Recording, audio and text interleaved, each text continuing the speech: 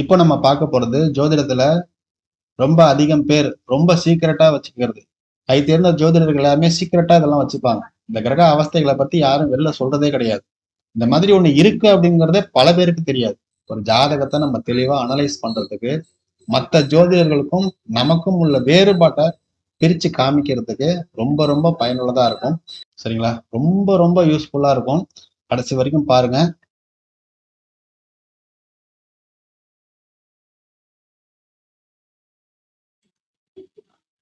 வணக்கம் அனைவருக்கும். நான் உங்கள் ஜோதிடர் செல்வம்.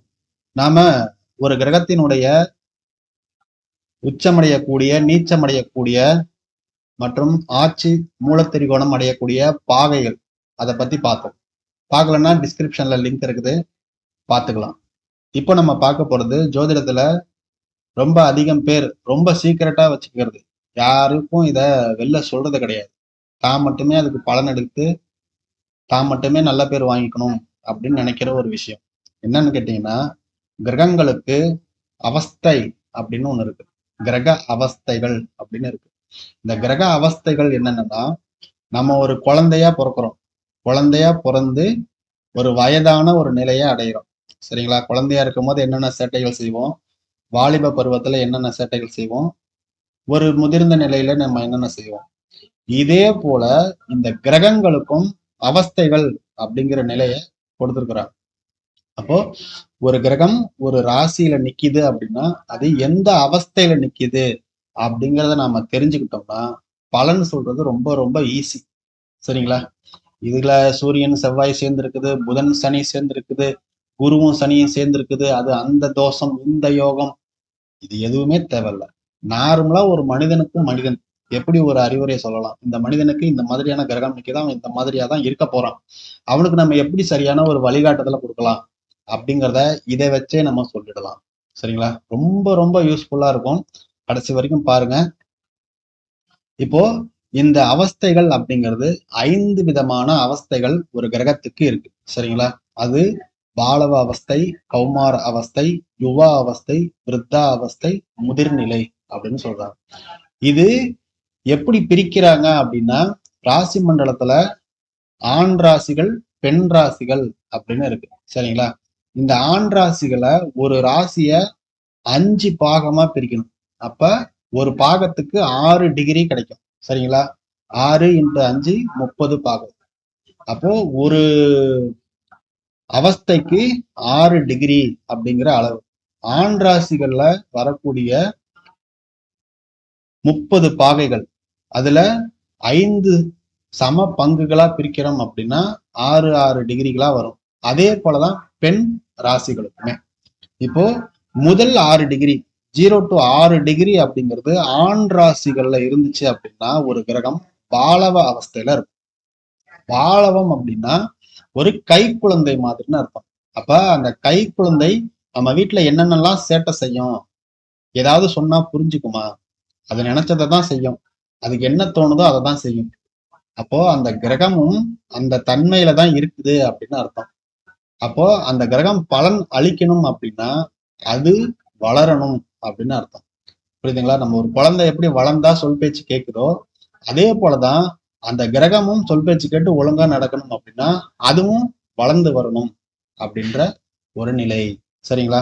அப்போ ஒருத்தவனுக்கு சிறு வயசுலயே பாத்தீங்கன்னா நல்ல நாலேஜ் இருக்கிறது, நல்ல மனப்பாட சக்தி இருக்கிறது, இது எல்லாமே எதை வச்சு அப்படின்னா அந்த கிரகம் எந்த அவஸ்தையில இருக்கு அப்படிங்கிறத வச்சுதான் இருக்கு. சரிங்களா? இப்போ ஒரு கிரகம், இப்போ சூரியன் இருக்கிறாரு, சூரியன் மேச ராசியில உச்சம் அடைகிறாருன்னு வச்சு, அதே சூரியன் 0ல இருந்து 6 டிகிரிக்குள்ள இருக்கிறாரு அப்படிங்கிறப்போ சூரியன் உச்சமா தான் இருக்கிறாரு. ஆனா என்ன அவஸ்தையில இருக்கிறாரு, அது ஒரு ஆண் ராசி. இப்போ ஆண் ராசியில சூரியன் அப்படிங்கிறவர் 6 டிகிரிக்குள்ள இருக்கும் பொழுது பாலவம் அப்படிங்கிற அவஸ்தைக்குள்ள இருக்கிறாரு அப்படின்னு அர்த்தம். அவரு குழந்தையா இருக்கிறாருன்னு அர்த்தம். அப்ப அவர் வளரும் பொழுதுதான் அவருக்கான பேரு, புகழ், அந்தஸ்து, மரியாதை, தலைமை பொறுப்பு இது எல்லாமே என்ன ஆகும், வளர வளர அவருக்கு சூரியன் மூலமா கிடைக்க போகுது அப்படின்னு அர்த்தம். அப்ப சூரியன் என்ன ஆவாரு, 6 டிகிரிக்குள்ள இருப்பாரு. 6 டிகிரிக்கு அப்புறம் 6 to 12க்கு போவாரு, 12ல இருந்து 18க்கு போவாரு, 18ல இருந்து 24க்கு போவாரு, 24ல இருந்து 30க்கு போவாரு. சரிங்களா? அப்போ பயிற்சி ஆகிக்கிட்டே இருக்க போறாரு. அப்ப பயிற்சி ஆகும் பொழுது சூரியன் உச்சம் அப்படிங்கிற ஒரு தன்மை இது வளர்ந்துகிட்டே இருக்கு, குழந்தையும் வளர்ந்துகிட்டே இருக்குது. அப்போ குழந்தை வளர வளர அவனுக்கான பேரு புகழ் அந்தஸ்து எல்லாமே கிடைக்க போகுது அப்படின்னு அர்த்தம். இப்போ சில பேருக்கு நல்ல வயசானவங்களா இருப்பாங்க, நல்ல ஒரு தந்தை அப்படின்னு எடுக்கிறப்போ தந்தைக்கான காரக கிரகமா சூரியன் இருக்கிறார். அப்போ தந்தையினுடைய நிலைமை எப்படி இருக்கும்? குழந்தை மாதிரி இருப்பாரு. புரியுதுங்களா? அப்போ அந்த கிரகம் ஜாதகருக்கு என்ன மாதிரி வேலை செய்யுது, காரகத்துக்கு என்ன மாதிரி வேலை செய்யுது அப்படிங்கிறத நம்ம பிரிச்சு பார்த்துக்க கத்துக்கிட்டோம்னா பலன் சொல்றது வேற லெவல்ல இருக்கும். என்னங்க இந்த மாதிரி எல்லாமா இருக்கும் ஜோதிடத்துல அப்படிங்கிற ஒரு தன்மை இருக்கும். இதை யாரும் பெருசா வெளில சொல்றது கிடையாது. கை தேர்ந்த ஜோதிடர்கள் எல்லாருமே சீக்கிரட்டா இதெல்லாம் வச்சுப்பாங்க. இந்த கிரக அவஸ்தைகளை பத்தி யாரும் வெளில சொல்றதே கிடையாது. இந்த மாதிரி ஒண்ணு இருக்கு அப்படிங்கிறதே பல பேருக்கு தெரியாது. சரிங்களா? அதனால இதை தெரிஞ்சுக்கோங்க, ரொம்ப ரொம்ப பயனுள்ளதா இருக்கும். ஓகேவா? அடுத்தது 6 to 12 அப்படிங்கிறது கௌமார நிலை. அது ஒரு டீனேஜர்ஸ்ன்னு வச்சுக்கலாம். சரிங்களா? அடுத்ததா பாத்தீங்கன்னா யுவா அவஸ்தை.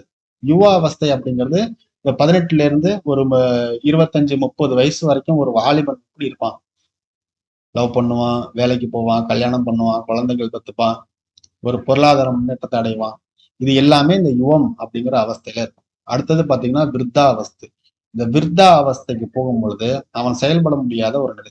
ஒரு 45 பிளஸ்க்கு போயிட்டான்னு வச்சுக்கோங்களேன், 45-50 பிளஸ்க்கு போயிட்டான் அப்படின்னாலே அது ஒரு இயங்க முடியாத ஒரு தன்மை. முதிர்நிலை அப்படிங்கிறது டோட்டலா, சரிங்களா? அது ஒரு இறப்பு ஸ்டேஜ்னு வச்சுப்போம். இறப்பு ஸ்டேஜ்ல இருக்கிறது இந்த முதிர்நிலை அப்படின்னு அர்த்தம். இப்போ உங்களுக்கு ஒரு அண்டர்ஸ்டாண்டிங் கிடைச்சிருக்கு பாத்தீங்களா? அதுல இன்னும் அதிகமா டெவலப் பண்ணுங்க. ஒரு ஜாதகத்தை எடுத்து அந்த ஜாதகத்துல ஒரு கிரகம் எந்த டிகிரியில நிக்குது அப்படின்னு பாத்தீங்க, அந்த டிகிரி, அந்த ராசி ஆண் ராசியா பெண் ராசியான்னு பாருங்க. ஆண் ராசியில இப்ப மேல சொல்லப்பட்ட இந்த டிகிரிகள்ல இந்த கிரகம் நிக்குது அப்படின்னா அது இந்த அவஸ்தையில இருக்குது அப்படின்னு அர்த்தம். குழந்தையா இருக்குதா, அல்லது பையனா இருக்கா, அல்லது வாலிபனா இருக்குதா, அல்லது வயசானவங்களா இருக்குதா, அல்லது இறந்து போச்சா, இப்படிங்கிறது தெரிஞ்சிருச்சுன்னா அந்த ஜாதகர் அந்த தசாபுத்தி காலங்கள்லயோ அல்லது கோச்சாரத்திலேயோ அந்த பலனை அடைவாரா அடைய மாட்டாரா அப்படிங்கிறத நம்மளால சொல்ல முடியும். சரிங்களா? அதுவே பெண் ராசிகளா இருக்குதுன்னு வச்சுக்கோங்க, அப்படியே தலைகீழ மாறிடும். சரிங்களா? பெண் ராசியில பாருங்க, பெண் ராசியில 0 to 6 டிகிரி வரைக்கும் முதிர்நிலைக்கு போயிடுது, டெத் ஸ்டேஜுக்கு போயிடுது. 6ல இருந்து 12 வரைக்கும் வயதான இதுக்கு போயிடுது, விருத்தாவஸ்தைக்கு போயிடுது. அடுத்தது 12ல இருந்து 18க்கு தான் வாலிப வயதுல இருக்குது. அடுத்ததா 18ல இருந்து 24 வயது வரைக்கும் 24 பாகைகள் வரைக்கும் கௌமார அவஸ்தையில இருக்கு. சரிங்களா? அடுத்தது 24ல இருந்து 30 வரைக்கும் பாலவ அவஸ்தையில இருக்கு.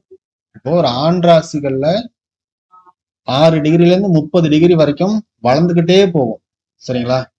அதுவே பெண் ராசிகள்ல அப்படியே தலைகீழ விருத்தா அவஸ்தை, முதிர்நிலை, விருத்தா அவஸ்தை, யுவா அவஸ்தை, கௌமார அவஸ்தை, பாலவ அவஸ்தை, இப்படின்னு ரிவர்ஸ்ல வரும். சரிங்களா? இந்த அவஸ்தைகளை நல்லா நீங்க பிராக்டிஸ் பண்ணிட்டீங்க அப்படின்னா உங்களுக்கு பலன் சொல்றது ரொம்ப ரொம்ப ஈஸி. இதுல காரகத்துவம் தெரிஞ்சுக்கணும், அதை தெரிஞ்சுக்கணும், இதை தெரிஞ்சுக்கணும் அப்படிலாம் இல்லை. ஒரு குழந்தை என்னென்னலாம் பண்ணணும்னு உங்களுக்கு தெரியும். ஒரு பையன் இருக்கிறான், ஸ்கூல் போற பையன் அப்படி இருக்கான்னா அவன் என்ன மாதிரியான திங்க் பண்ணுவான், அவன் என்னென்ன மாதிரியான வேலைகளை செய்வான், அதெல்லாம் நமக்கு தெரியும். ஒரு வாலிபன் இருந்தா அவன் என்னென்ன செய்வான்னு தெரியும். ஒரு வயதானவர்கள் இருந்தா என்னென்ன செய்வாங்கன்னு தெரியும். ஒரு இறப்பு ஸ்டேஜ்ல இருக்கிறவங்க எந்த வித செயல்பாடும் இருக்காது, படுத்த படுக்கையா இருப்பாங்க. இதை வச்சு அந்த கிரகத்தினுடைய பலன்களை ஜாதகருக்கு நம்மளால சொல்ல முடியும். இதை சொல்லும் பொழுது நமக்கு என்னென்னலாம் அங்க ஞாபகத்துக்கு வரும்?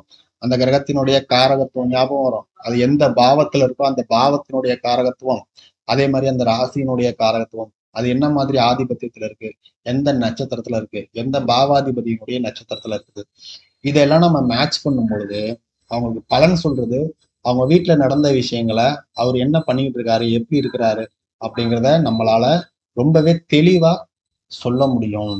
சரிங்களா? அவருக்கு ஒரு ஆறுதல் சொல்ற மாதிரியே இருக்கும். சார் என்ன சார் அப்படியே நடக்கிறத சொல்றீங்க, இந்த மாதிரிதான் சார் இருக்கிறாரு அவரு, இதுக்கு என்ன சார் பண்ணலாம் அப்படின்னா காலங்கள் போகணும், அப்போ அது குழந்தையில இருந்து வளரணும் அப்படிங்கிற தன்மையை நம்ம புரிஞ்சுக்கணும். ஒரு குழந்தை பிறக்கும் போது பாலவாவஸ்தையில ஒரு கிரகம் இருக்குது அப்படின்னா இந்த குழந்தைக்கு வளர வளர அந்த பலன்கள், அந்த கிரகத்தினுடைய காரகத்துவ உறவுகள் இருக்குல்ல, காரகத்துவ பலன்கள் இருக்குல்ல, அந்த பலன்களுக்கு இந்த பாலக அவஸ்தையை அப்ளை பண்ணீங்கன்னா அது எதுக்குமே பிரயோஜனப்படாத ஒரு விஷயமா இருக்கும், அல்லது பிரயோஜனப்படும் போது அதை இவங்களால அனுபவிக்க முடியாத நிலைமையா இருக்கும். இப்போ ஒரு குழந்தை பிறக்குது, குழந்தை பிறக்கும் பொழுதே ஒரு கிரகம் யுவா அவஸ்தையில இருக்குதுன்னு வச்சுப்போம். வாலிப வயசுல அந்த கிரகம் இருக்குது. அப்ப அந்த குழந்தையோட சேட்டை எப்படி இருக்குன்னு யோசனை பண்ணி பாருங்க. என்னடா இந்த வயசுல இந்த பாடுபடுத்துறான் அப்படின்னு சொல்றான் பாத்தீங்களா? அது எல்லாமே இந்த அவஸ்தைகளை பொறுத்துதான் இருக்கு. இப்ப இந்த அவஸ்தைகள் அப்படிங்கிறது ஜோதிடத்துல ஒரு பலன் சொல்றதுக்கு, ஒரு ஜாதகத்தை நம்ம தெளிவா அனலைஸ் பண்றதுக்கு, மற்ற ஜோதிடர்களுக்கும் நமக்கும் உள்ள வேறுபாட்டை பிரிச்சு காமிக்கிறதுக்கு ரொம்ப ரொம்ப பயனுள்ளதா இருக்கும். வீடியோ எப்படி இருந்துச்சு அப்படிங்கிறத மறக்காம கீழே கமெண்ட் பண்ணுங்க. வீடியோ பிடிச்சிருந்துச்சுன்னா லைக் பண்ணி நம்ம சேனலை சப்ஸ்கிரைப் பண்ணுங்க. உங்களை மாதிரி மற்றவங்களுக்கும் நம்ம வீடியோவை ஷேர் பண்ணி விடுங்க.